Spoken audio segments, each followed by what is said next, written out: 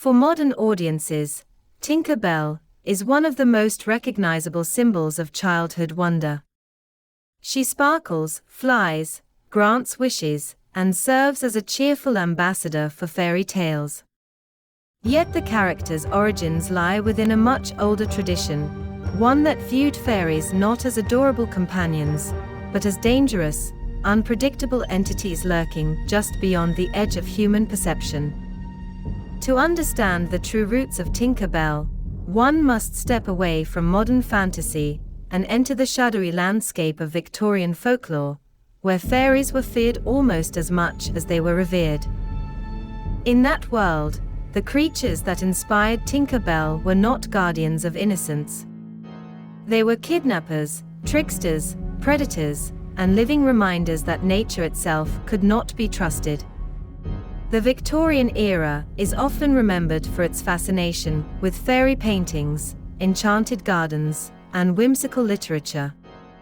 However, beneath the romantic artwork existed a much older folk tradition inherited from Celtic, Scottish, Irish, and English folklore. To many rural communities, fairies, or the good folk, were neither good nor friendly. The title itself was often a euphemism, much like calling a dangerous ruler, Your Grace, in hopes of avoiding punishment. People feared speaking ill of the Fae, because they believed these beings could retaliate. Victorian folklore frequently portrayed fairies as elemental forces rather than miniature humans. They represented the untamed aspects of nature: storms, disease, infertility, crop failure, and death. They existed in a parallel reality that occasionally intersected with the human world, usually to humanity's detriment. One particularly fascinating phenomenon involved explanations for childhood illness.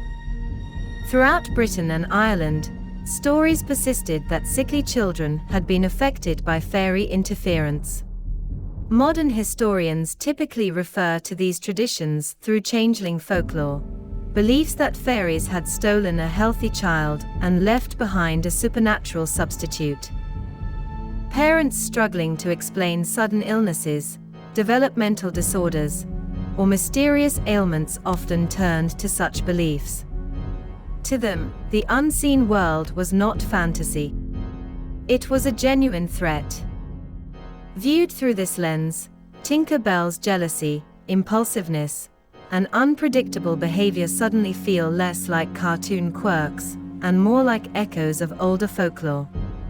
In J.M. Barrie's original conception, she was famously capable of both affection and cruelty, reflecting the Victorian belief that fairy beings operated according to motives humans could never fully understand.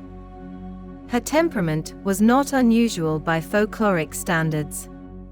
It was expected. Modern adaptations often portray Neverland as a magical refuge where childhood never ends. Barrie's original work presents a more unsettling picture.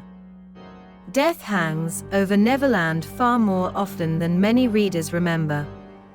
One of the most famous moments in the story occurs when Tinker Bell is poisoned and Peter Pan appeals directly to the audience, asking them to clap if they believe in fairies.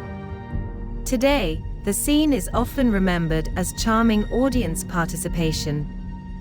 Yet beneath the sentiment lies a disturbing reality. The plea is fundamentally about mortality. Tinker Bell is dying. The audience is being asked to intervene against an apparently inevitable fate. Rather than a celebration of magic, the scene can be interpreted as a desperate act of denial against death itself, a recurring theme throughout Peter Pan. The fairies of Neverland are also treated as remarkably expendable. They serve Peter's adventures, fight his enemies, and frequently place themselves in danger. Barrie's narrative rarely grants them agency equal to the human characters. This dynamic mirrors older folklore, in which interactions between humans and fairies were rarely partnerships. Instead, one side inevitably exploited the other. The Lost Boys themselves carry similarly dark implications. Victorian folklore is filled with tales of individuals lured into fairy realms where time moves differently.